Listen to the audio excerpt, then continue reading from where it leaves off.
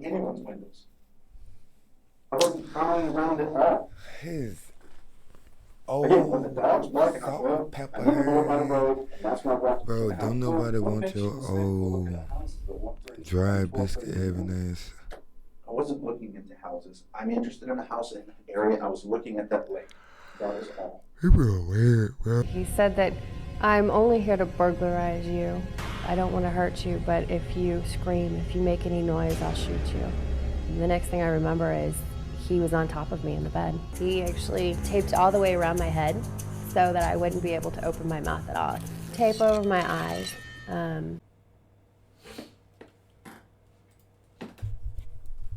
Welcome to another jayboogie reaction video, guys. I'm gonna do this right quick before I get off in the morning. Let's get into it. Cops should be the ones who protect the public from dangerous people. But what happens when cops find out there's a pedophile among them? She was scared to death. Found in the deleted section? I can't give you that. I use toys. Here are 4 times when cops realized their colleague was a pedophile, starting with the case of Detective Robert Strand. On May 25, 2022, officers were deployed to the arrest of Robert Strand after a tip from the National Center for Missing and Exploited Children that he had almost 100 child sexual abuse materials. Sir, can I have you do me a favor? Sit your paperwork on the tailgate right there. Go ahead and place your hands behind your back for me. Go ahead and relax your legs. Okay. How they feel jamming up your own water? I want to get you into this vehicle quickly. Okay. But I don't want you to take anything you don't need to have. 2 months before the arrest, officers obtained a search warrant for Robert's internet history, where they discovered he had downloaded over 90 images of girls barely 13 years old and juveniles as young as infants being sexually abused by adults. You're being placed under arrest where we'll be getting an arrest warrant for you, sworn out today for possession of child pornography. Or possession of sexual exploitation of a child of children, possession statute. Okay, the biggest thing for me is I do this for everybody. I don't want a big scene made about anything.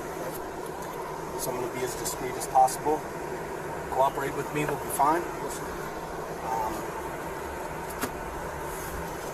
Let's get this portion done and do what we got to do.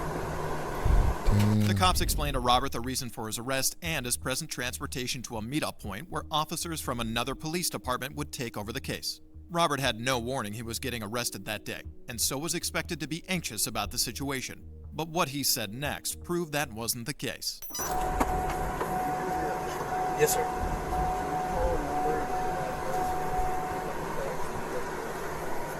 Pick up your dogs? Yes. Yeah, let me get my, I'm gonna bring me a notepad out. I'll get the information. Absolutely, we'll do that. Are those cuffs good for you? Okay. All right, sir, go ahead and give me the name. It's gonna be Sherry. Sherry?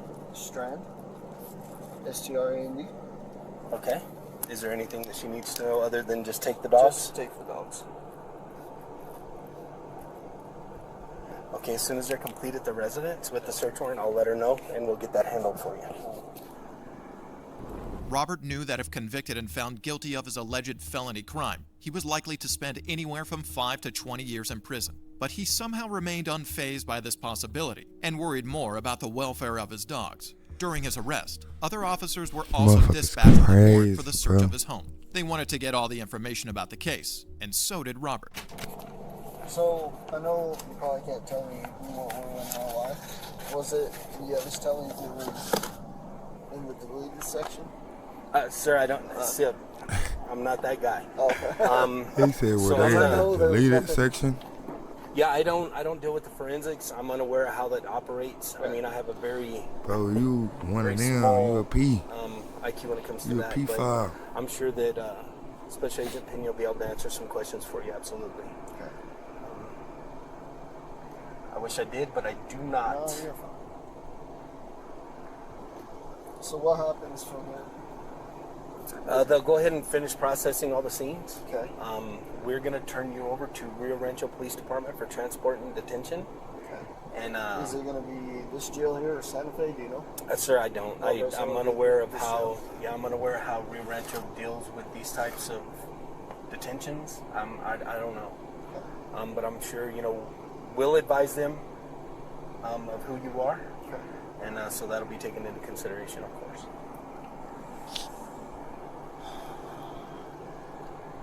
I really wish you guys would take me to jail because Rio knows me just as well. That's what's the baddest. We've made it a policy we utilize New Mexico State Police or local jurisdictional officers to transport for us. So that's kind of how we run the process. In the course of interrogation, Robert confirmed the existence of child sexual abuse material on his phone, disclosing that he had deleted them immediately after viewing them. But in their search, agents discovered a GIF of a girl between 6 and 10 years old being sexually abused by a man, alongside photos of Strand having sexual relations with a computer-generated preteen male. After minutes of waiting for his transport, Robert became increasingly anxious and began asking questions that had already been answered. I don't know how much you can answer, but was that found in the deleted section? I can't give you that right now. Okay. It'll be listed in the where it was found. Okay. In the arrest warrant. Yeah. Anything I knew about was. Okay. All right. That's why I was asking. Okay, no problem. I didn't think I was being arrested for that. All right. Okay. Yeah, you're good. Okay. So Man, what's trying next? to be cool with you, bro. He really What's don't next like is, he really Rio's wanted coming. to They're jot gonna out on you. I ain't gonna even transport you. The cop really just trying to. He really just went one time. Bitch, fucking this shit up for everybody. To their holding cell. Okay. And then I'm going to finish out my warrant, send it to my prosecutors. Prosecutor's going to approve it, and then I'm going to walk over here and get a judge to look to see if I can get a judge to sign the arrest warrant. Once the arrest warrant is signed out, you'll be booked on that arrest warrant. All right? Any other questions? No, I appreciate you guys. Okay, thank you, sir.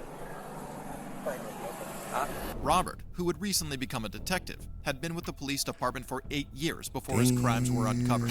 He was placed on administrative leave and charged with 5 counts of possession of child pornography. After being released on a bond, Robert was barred from having unsupervised internet access and prohibited from going to areas where children aged below 16 could be present. Although Robert's case was distasteful, this next case involved a deputy sheriff who desperately needed a lawyer. Can I ask, is this something I should have lawyers on? In April 2020, police received an anonymous tip that an officer, Jalen Devon, had engaged sexually with a minor. Jalen, unaware of the report, arrived at the county sheriff's jail where he worked and was invited to the interrogation room, where he would discover the unfortunate reality that awaited him. We're actually doing an investigation on some allegations that we have to obviously look into. You're law enforcement officers, so you know that we look into everything equally. After reading him his rights, the detective began questioning Jalen on his personal life to build rapport and make him feel at ease and unthreatened. And I hear your schedule recently changed. How do you feel about the schedule change? Yeah. 7, 12 and a half in a row. Kills you. 7 off is nice, but it flies by, so. Jalen somehow divulged personal information to the detectives, probably with the thought that they were unimportant to the case with the minor. But he would soon realize that they would become a huge asset later on in the interrogation. I know when it comes to Facebook, you connect it to an email address. And then your Instagram account, what, same email? I think so, yeah. Okay. And I know sometimes with Snapchat, they'll have you either sign up with a phone number or an email. I believe it's my phone number. With seemingly innocent motives, the detectives now had Jalen's email address and phone number. But while he answered all questions, his arms were crossed and he was swaying in his chair, clear signs that he was nervous. And that made sense, because Jalen was a police officer, so he knew if he was in the interrogation room and wasn't the one asking the questions, he was in for something big. I will ask what this is about? Yeah, so we're looking into some allegations that were made. We're kind of, it started with a Crime Stopper report, so we're just kind of going from there. We did receive a picture.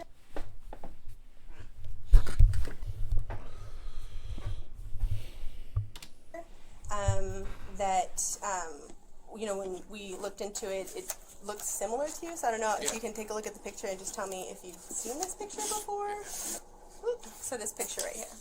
Yeah, that's definitely me. I went to Grossmont. Okay, so this picture right here, how old were you when it was taken? I don't know, 20. 20?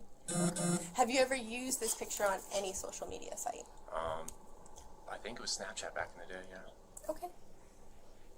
All right. Have you ever shared this picture with anybody on Snapchat? Yeah, probably my wife, to be honest. I mean, obviously I talked to other girls back in the day too, but I can't remember. Right Okay. off the head. The detective showed Jalen a picture of him connected to the reports, and he denied sending them to anyone else other than his wife and some girls on Snapchat a long time ago. While answering the questions, Jalen kept his eyes down and avoided the detective's gaze, and that wasn't going to go unnoticed. This photo came up in connection with some allegations about you communicating with a younger female on Snapchat. Okay. Have you ever communicated with any females that we've already recognized that yes you have with your recruit from the past? Is there anyone else you've communicated with on Snapchat? I mean, back then, no, just close friends and coworkers and stuff like that. Anyone recently?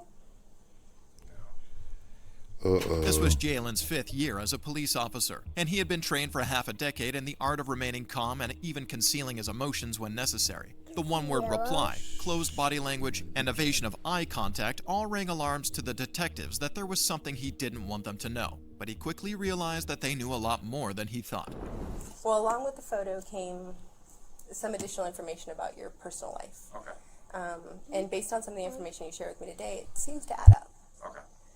So is there any reason why the person would say they're you and share your information? Sounds like it'd be someone that knows me then, obviously. I don't know who. I don't have any enemies that would be doing something like that. While interrogating suspects, detectives have the permission to lie about having evidence that convicts the suspect, so that the suspects feel helpless and come clean. Being a cop, Jalen knew this all too well and decided not to call their bluff, but to double down and claim it was an enemy who shared his info. The only way he knew the detective wasn't bluffing was if she somehow knew the exact details that he shared with the minor. Can I ask what information was shared? What they know? We know that you're a baseball player. Yeah. I mean, a lot of people know that. Yeah. Oh. So that information was kind of shared. Okay. Your work schedule. It's been 5 years that I've worked here. Specifically the transition to 7 days on, 7 days off. Really? I haven't shared anything like that recently. I couldn't tell you who that would be.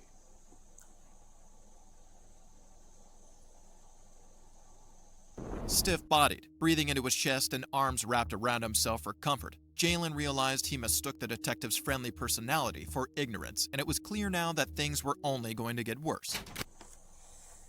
I know as an athlete, sometimes when I would do my usernames and stuff, I would kind of use a combination of my things that I know about myself, right? So that way I wouldn't forget it.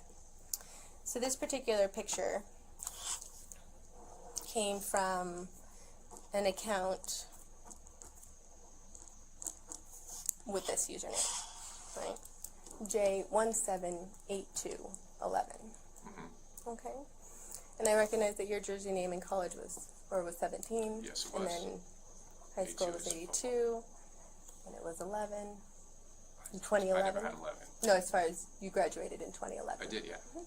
And it goes by Jay. Damn, buddy graduated the same And year there's as a I did. Snapchat account that You has some weird links though, to man. you. How the fuck Okay. Okay.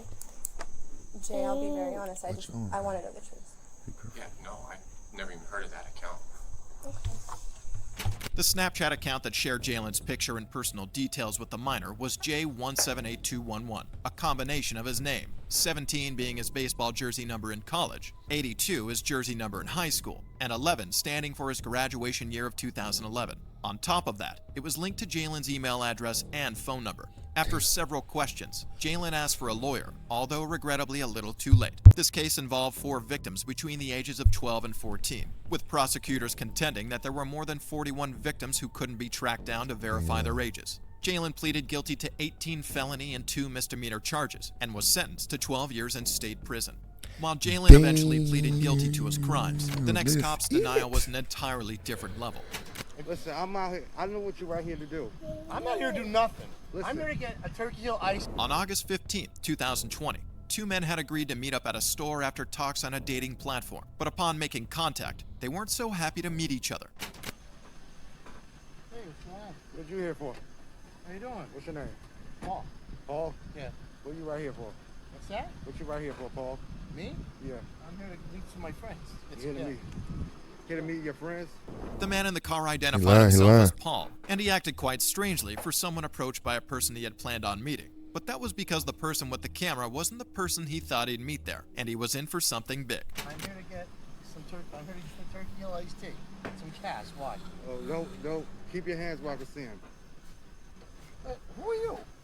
20 seconds into the strange interaction, Paul's story had changed from meeting friends to getting iced tea. The man with the camera wasn't in a police uniform, but Paul put his hands up anyway. Obvious signs that he was nervous and had been caught doing something he wasn't supposed to do. Listen, I'm out here. I know what you right here to It's do. not closed. I'm not here to do Push nothing. it open. Listen. I'm here to get a turkey hill iced. You hit up one of my decoys already. No. Listen, Yeah. buddy. You got the wrong guy. Buddy. The man with the camera, Musa Harris, had logged into an online dating platform and appeared as a 15-year-old boy only to be messaged by Paul that night to meet up at the store for some type of sexual pleasure. So Paul arrived at the store hoping to find a teenage boy, but instead, he was stared in the face by a predator catcher. Buddy.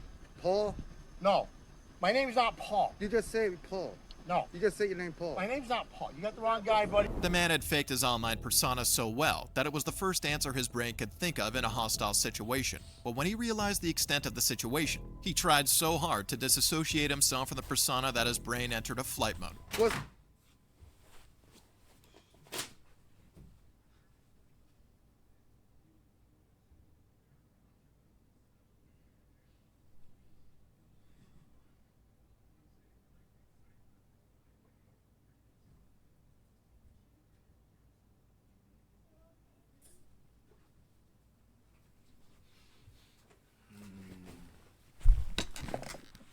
What's good, man? What's up? What's up? There's another one right You're here. not playing no homie game with me. You're not playing no game. Got one again right here. You're not playing no game with me.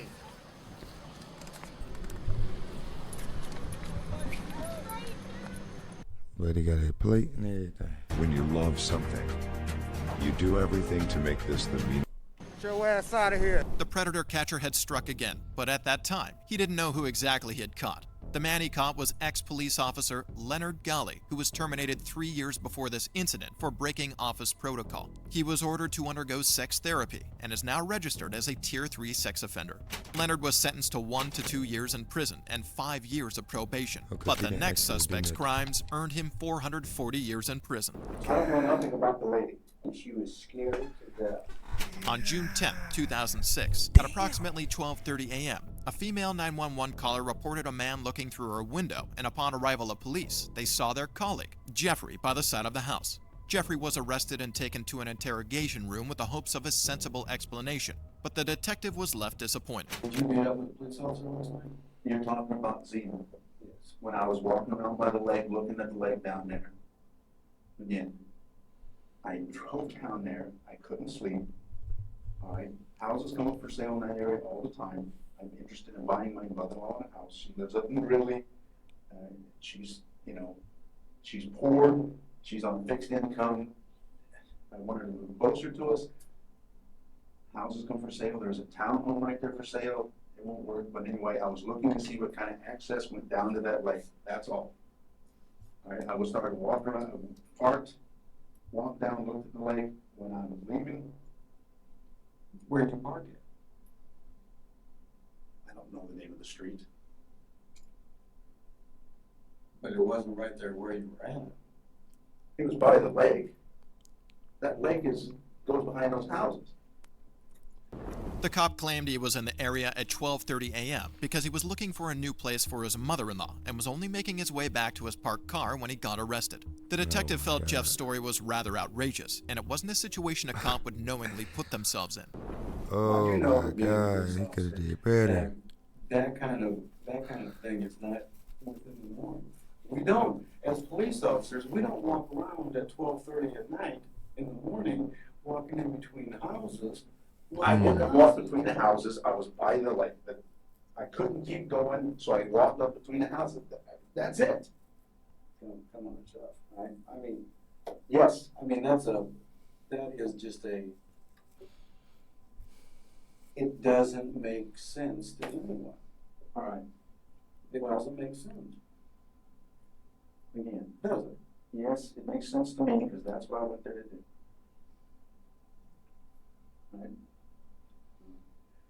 If I'm going to look at a lake access, I'm not going to do it at 12:30. All right, poor choice of times, but that's why I did it. All right, I just walked down there. All right, you're, what are you, 17 years? Yeah. 17 years of being a police officer. I understand. And you don't think that that is a... Yeah, you do, because Buddy was up to no severe good. error in judgment to be, all right, in between two houses at 12:30 in the morning, all I was doing was walking from the lake to the road. All right? You're implying that I'm doing something mischievous between these houses, and all I'm doing is walking from the lake up to the road. That's it. Jeff repeated his story multiple times to the detective, and aside from it being very hard to believe, Jeff's situation seemed particularly suspicious to the detective, and he believed that before Jeff was caught, he had planned to do something very sinister that night. It is just right down the line. Right down what line? I mean, he's called out there, all right? There's nobody else out there but you. This lady has someone prowling around her windows. She's a very attractive young lady. It wasn't me. I wasn't prowling around anyone's windows.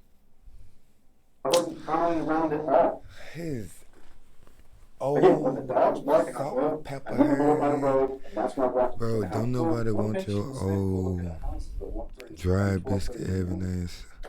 I wasn't looking into houses. I'm interested in a house in an area. I was looking at that lake. That was all. He real weird, bro. Jeff stuck with his story, and after over an hour of interrogation, he was allowed to leave the station, but the authorities weren't satisfied with his testimony, and an investigation was carried out which revealed something very shocking. After searching Jeff's police computer, authorities found that he had recently run the license of the woman whose house he was arrested that night. But that wasn't all. Authorities also found the names of two other women, Christy Mills and Sarah Combs Kliege, who were violently raped at their home by a man matching Jeff's description. And what does he say to you? He said that, I'm only here to burglarize you. I don't want to hurt you, but if you scream, if you make any noise, I'll shoot you. And the next thing I remember is he was on top of me in the bed. He actually taped all the way around my head so that I wouldn't be able to open my mouth at all. Tape over my eyes. So you couldn't see? I couldn't see, and then he actually took the pillowcase off my pillow and put it over my head as well. That must have been scary. Extremely. At the beginning it was gun to my head, knife to my throat. Every single thing he did, he was physically threatening me. He knew everything about me. What my sister looks like, to what car my husband drove, my work schedule. He knew where I worked out, height, weight, way he carried himself. He had very distinct, bright blue eyes. I knew, you know, I would be able to pick them out as soon as I saw that person. During the investigation, Christy and Sarah were asked to pick Jeff out from a photo lineup, and even though they claimed he wore a mask during the attacks, they were able to identify Jeff as the rapist, stating that his clear blue eyes were too glaring to forgive. After an extensive court process, a jury found Jeff guilty of 35 counts of rape, kidnapping, and stalking, and he was charged with 440 years in prison.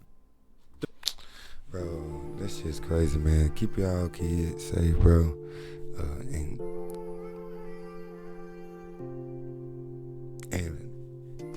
And lock up these weirdos, bro. I was gonna say smoking, but don't, you know what I'm saying? Don't wish death upon nobody. But lock their ass up, bro. They need a hard think. They kids, man. They innocent. How you gonna fuck up innocence and then you gonna run into somebody at some woman's house and rape her and shit? All of them got kids, family, and a husband, and you feel like Mr. Big Man because you can sneak in her house and rape her, bro. That's so lame.